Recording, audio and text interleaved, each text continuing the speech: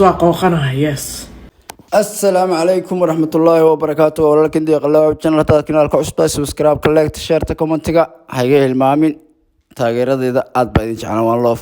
waxaan maanta ka hadlaynaa habar cajuusada oo TikTok iyo meel walba ku waalatay bal naagtan 60 jirta oo dhidhiisa maama inay tahay ka warrama ku yar horta habar mi iyo laakiin waa qooqanaha yes habar mi iyo laakiin oo hadaad qoqon tahay midii qalooc baa loo soo aaday marka qooqa anigu dahabar weyn istaan jira mar raba iga dhamow habar qooqan baa tahay kula war annaga ayaab aragnay haddii ay 60 jirka yiraahdeen maama ma nihiin naga dhamow bal way hees 20 jirkiina maxay noqonayaan wal habartan cajuusada beeri ila daawada qooqa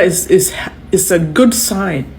inuu qofka caafimaad leeyahay in hormoneskiisa inuu shaqeynayo qooqa waxaad u fahamteen qalad naheed lagu dhufay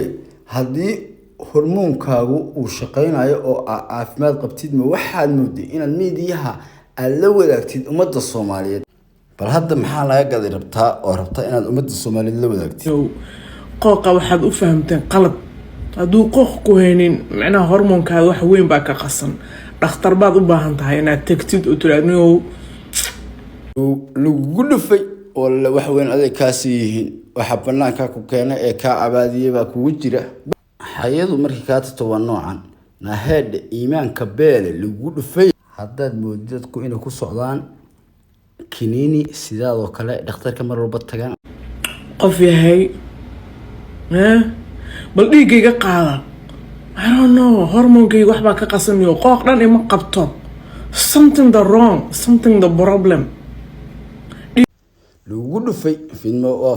bal waxay ku hadlayso naagta weyn ee aan xishoonayn ee hay'adii ka tagtay bal hooyooyinkii Soomaaliyeed saana u dambeysay ee qurbaha ku noolaa